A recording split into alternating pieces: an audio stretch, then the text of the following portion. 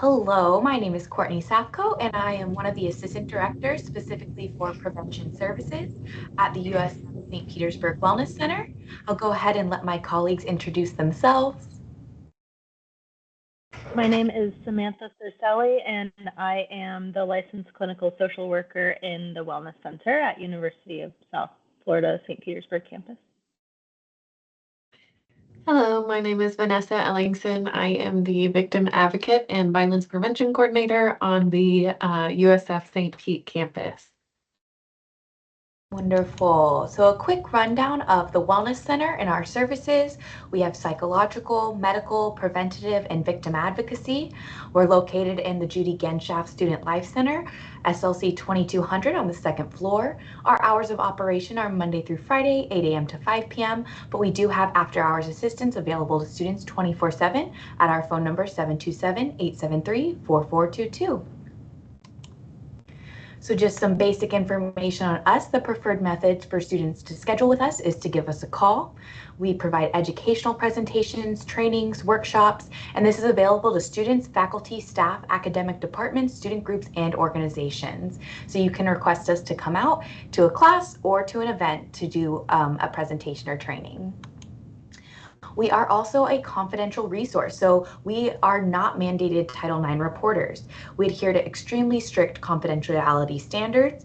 Any information provided to us is strictly confidential except in life-threatening situations, cases of suspected child or elder abuse, instances where an individual with a disability status is unable to report abuse, or when release is otherwise required by law.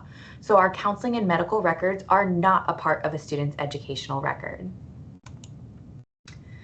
Quick overview of our medical services. We can see students for chronic illnesses, minor acute illnesses. We can do physical exams, including well woman's exams, contraceptive services, immunizations, sexually transmitted infection testing, and referrals out to specialty care for anything that would be outside of our scope of practice. Our psychological services include consultation, crisis intervention, counseling at the individual and group levels, psychiatry, as well as, again, referrals to specialized services outside of our scope of practice. Victim advocacy includes safety planning, accommodations, referral to resources, accompaniment, reporting assistance, whether that be on campus or off campus. And then we have our prevention services, which include educational programming, including workshops, presentations, and trainings, outreach events such as awareness days, wellness week, and collaborations, our health education action team, which is our student organization overseen by the Wellness Center, and our community partnerships, which include bringing free STI prevention materials and testings to campus. Our front desk procedures for non-urgent situations, so this is specific to if faculty was trying to advise a student on how to proceed with scheduling with us. So the first option is the student can call, always our preferred method. Again, emphasizing that faculty and staff cannot call on behalf of a student. Option 2 would be that the faculty member would actually walk the student to our office, but that is where the assistance must end. You are not allowed to come into the lobby with the student. You are not allowed to speak on behalf of the student, and that is for compliance with HIPAA and also just respecting that student and allowing them to make their own decisions. Front desk procedures for an urgent situation. We always recommend you call 911 or UPD.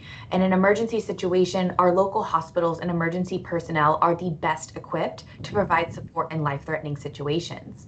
If it is a crisis, we can sometimes accommodate a walk-in depending on the availability and also the scope of care. So for example, with a medical situation, if it's going to be something such as a broken bone, that is outside of our scope of practice and they would be best suited to go to a local hospital or urgent care. But when it comes to something with mental health, we are able, if we have practitioners available, to be able to see that student in a crisis situation. Again, though, for compliance issues with HIPAA, we do ask that you leave the student. You can walk them to our office, to our suite, but you should not come into the lobby with them. And I will go ahead and hand it over to Samantha to dive a little bit more into our psychological services.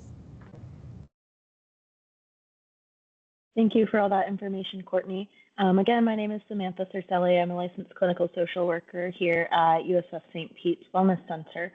So for our psychological services, we do offer consultation, which means that faculty and staff can connect with one of our licensed clinicians to discuss services and hypothetical situations related to mental health. If you ever had any questions specifically about that kind of stuff, any of us are available to consult about that.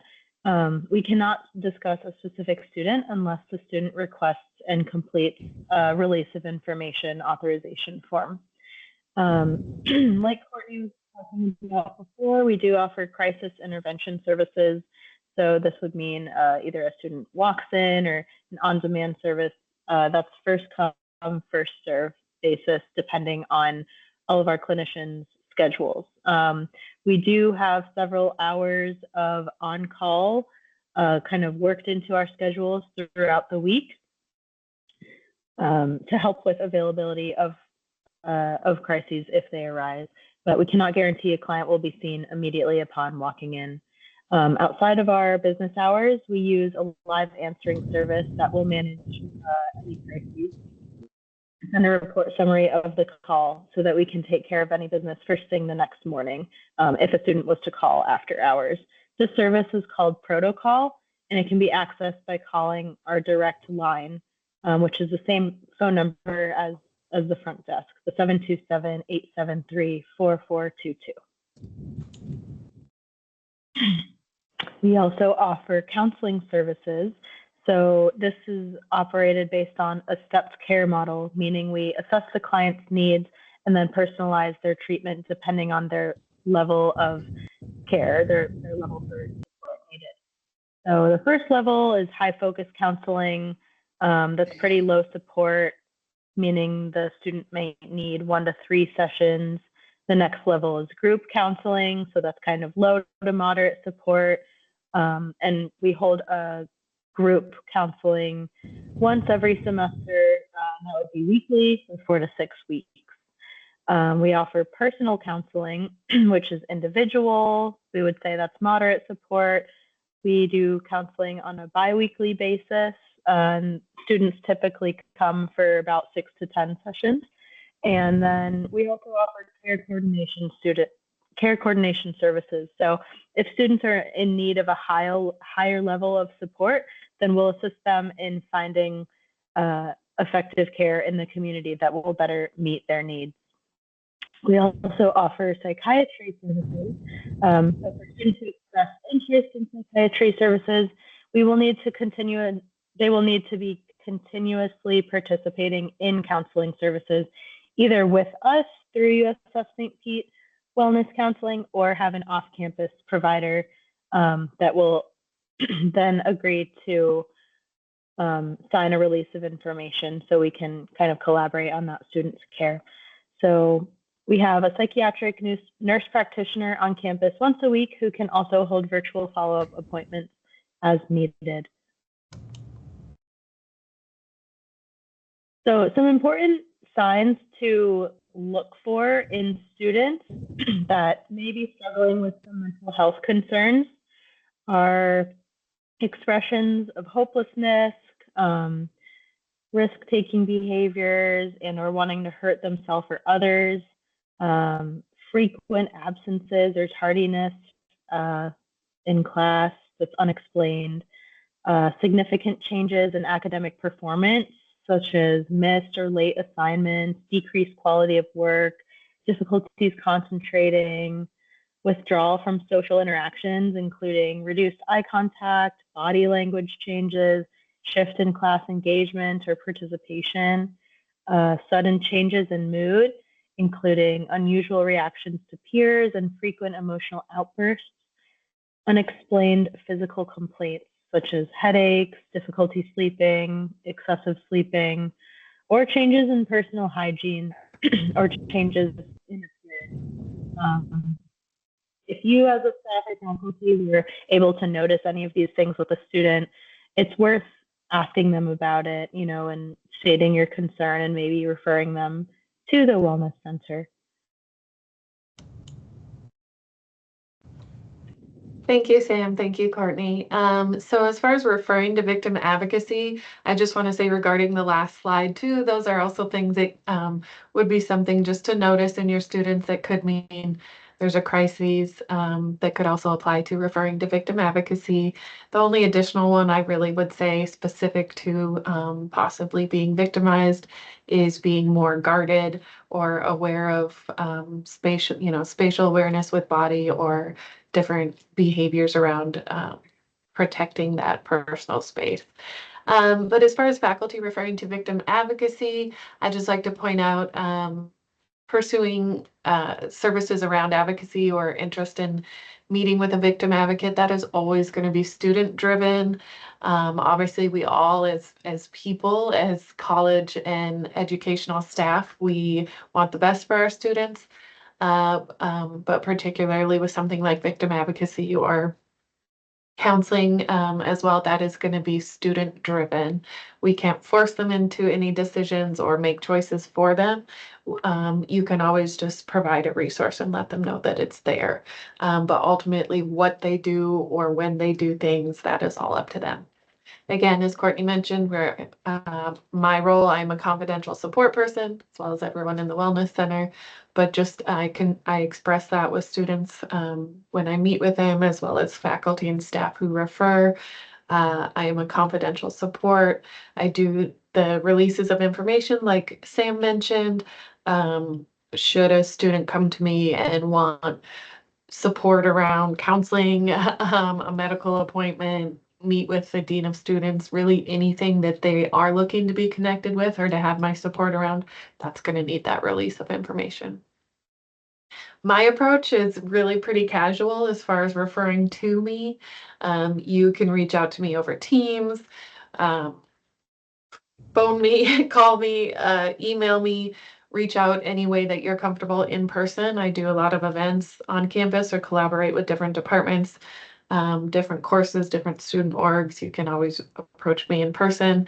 The phone number that you'll see there with my information, I have a direct line you can call me, or you can also call the General Wellness Center number and make an appointment through there. I do also staff for advocacy the on-call service. So myself and advocates over at Tampa, we make sure an advocate is available 24/7 for students. So if it's not during business hours, you can call that General Wellness Center number and express the protocol that you want to be connected with an advocate, and they will connect you 24/7.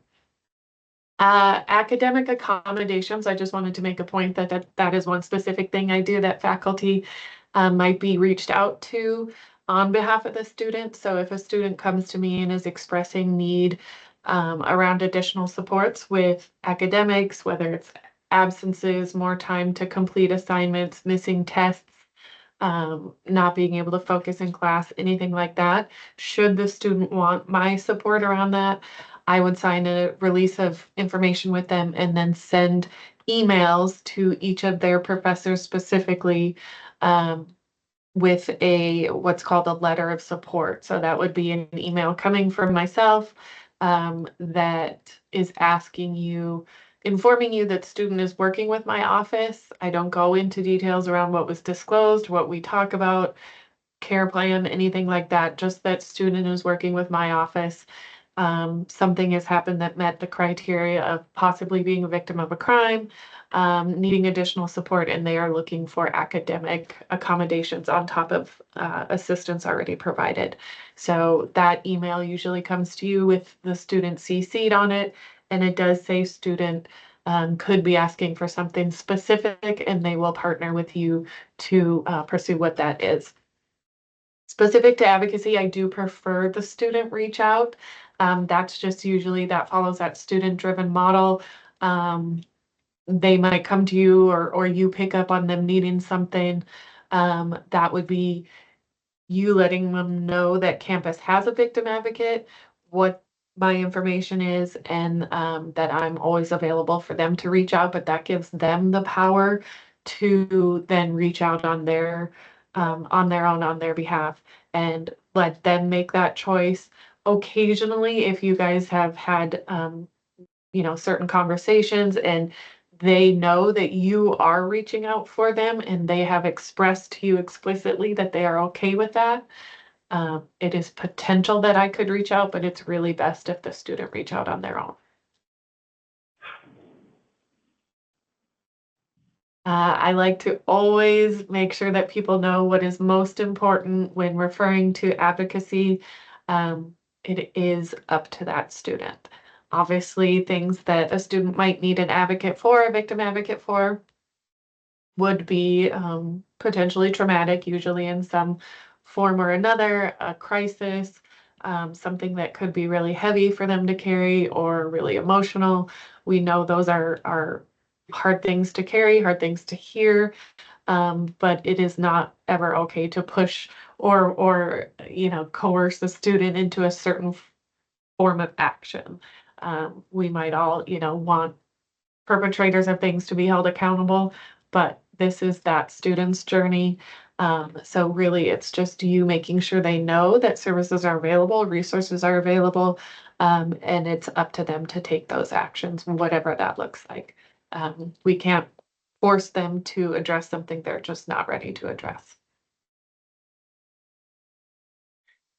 So we do have several mental health resources on campus that aren't, in person or one-on-one like that, face-to-face. We have 3 different formats here that we're sharing with you by QR code. We've got Together All. It's a peer-to-peer platform. Some students are just more comfortable talking to peers. It is moderated by professionals though, but just peer-to-peer sharing things. We have Timely Care that has on-demand counseling, health coaching, and psychiatry. And then we also have TAO, which is a self-help, more kind of self-guided mental health platform. We like to make sure our students know those are all available to them all the time. And then we have a QR code here available that just takes you to our website specifically. It is very comprehensive, has a lot of information on what the Wellness Center is offering, specific trainings and events coming up. This is where you would go to request a workshop, your student org, your class, your department, something like that. If you want the Wellness Center to come and put on a workshop or a specific training, you would do that through our website. You can always request a Safer Sex bulk pack. We've got, like Courtney mentioned, all kinds of STI preventative measures that are available here outside the Wellness Center, but we can always pack up something and send to you. We have self-help resources available on there. We have super helpful information on what insurance plans are accepted here through the Wellness Center, information on the student health insurance plan, what certain things cost, and all kinds of information, plus ways to contact us, which if you'd rather talk to a person about things, please give us a call. We have all kinds of information that everybody's willing to share. If you have any questions, please reach out. We have Courtney as our Assistant Director of Preventative Services. And again, all of our contact information is available on our website for the Wellness Center at University of South Florida, St. Pete. Thank you.